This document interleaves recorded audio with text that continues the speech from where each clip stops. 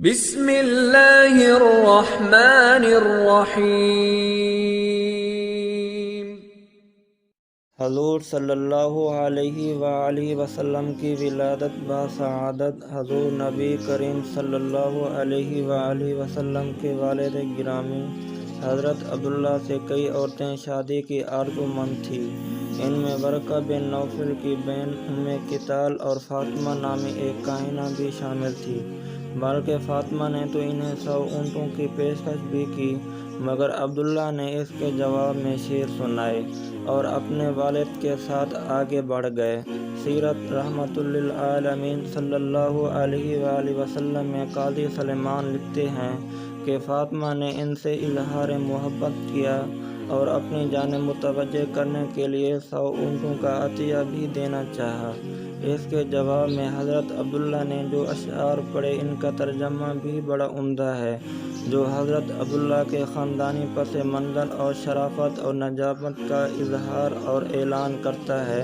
عبداللہ نے جو اشعار پڑھے، ان کا ترجمہ یہ ہے: فعل حرام کے ارتکاب سے تو مر جانا ہی اچھا ہے، حلال کو بے شک پسند کرتا ہوں، مگر اس کے لیے اعلان ضروری ہے۔ تم مجھے بہکاتی اور پھسلاتی ہو، مگر شریف آدمی کو لازم ہے کہ وہ اپنی عزت اور دین کی حفاظت کرے۔ ایک دفعہ ام کتال نے دیکھا کہ عبدالمطلب اور عبداللہ دونوں باپ بیٹے کہیں جا رہے ہیں۔ اس نے عبداللہ سے پوچھا، تم کہاں جا رہے ہو؟ وہ بولے، مجھے میرے والد ساتھ لے جا رہے ہیں، جہاں بھی لے جائیں گے میں وہیں چلا جاؤں گا۔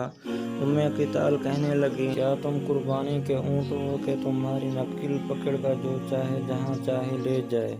اس پر آپ نے جواب دیا، یہ میرے والد ہیں، نہ ان کے حکم عدولی کر سکتا ہوں، نہ ان کی جدائی برداشت کر سکتا ہوں۔ یہ کہہ کر وہ اپنے والد کے ساتھ آگے بڑھ گئے۔ وہ انہیں وہاب بن عبدالمناف بن زہرہ کے پاس لے گئے، جو ان دنوں اپنے قبیلے بنو زہرہ کے سردار تھے۔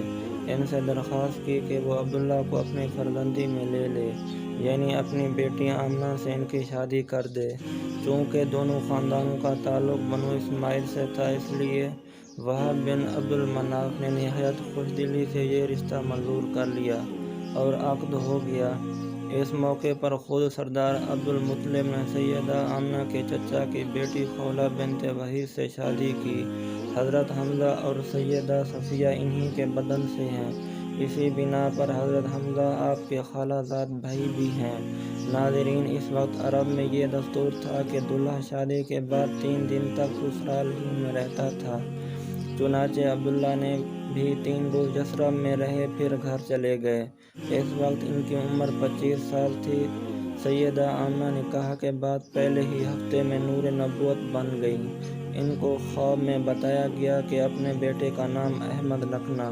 چنانچہ والدہ نے آپ صلی اللہ علیہ وآلہ وسلم کا نام احمد رکھا اور دادا نے محمد تجویز کیا۔ دونوں مبارک نام اللہ کے رسول کے ذاتی نام ہیں۔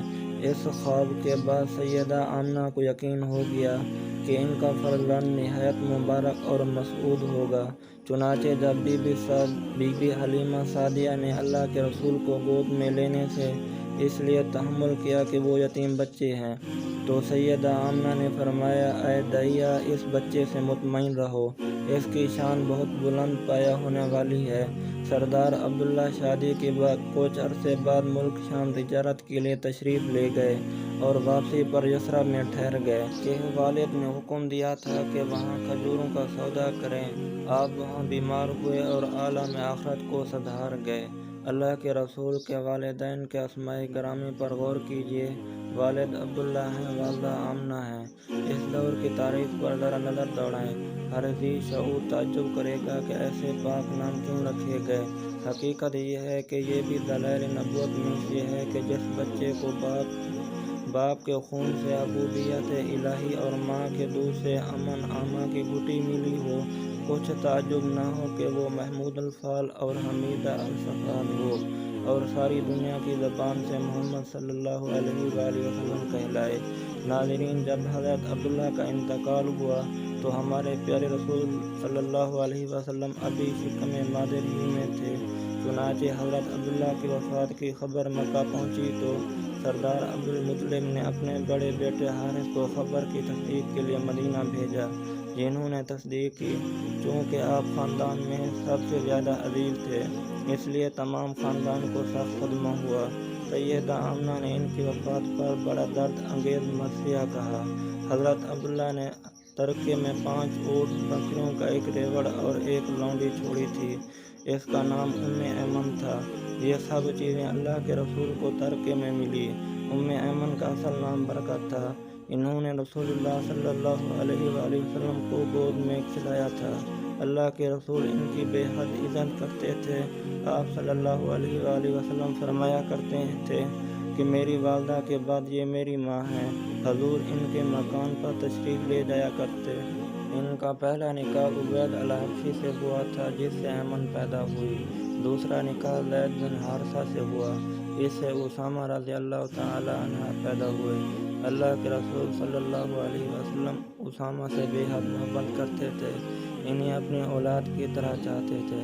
سیدنا ابو بکر صدیق اور سیدنا عمر فاروق رضی اللہ تعالی عنہ بھی اپنے خلافت کے ایام میں ایمن کی زیارت کے لیے ان کے گھر جایا کرتے تھے۔ ناظرین، عربوں کے ہاں حرب صفر، حمزہ اور طلحہ جیسے نام مشہور تھے، مگر یہ اللہ کی قدرت، اس کی شان اور اس کی مرضی تھی کہ نام مبارک محمد صلی اللہ علیہ وآلہ وسلم رکھا گیا، اور بلا شبہ اس کائنات میں جتنی تعریف اور جتنا چرچا محمد کا ہے، اتنا کسی اور بشر کا نہیں ہوا۔ خانہ کعبہ کے سائے تلے عبد المطلب کے لیے ایک قالین کا ٹکڑا بچھا دیا جاتا تھا، جس پر احتراماً ان کے سوا کوئی دوسرا نہیں بیٹھتا تھا۔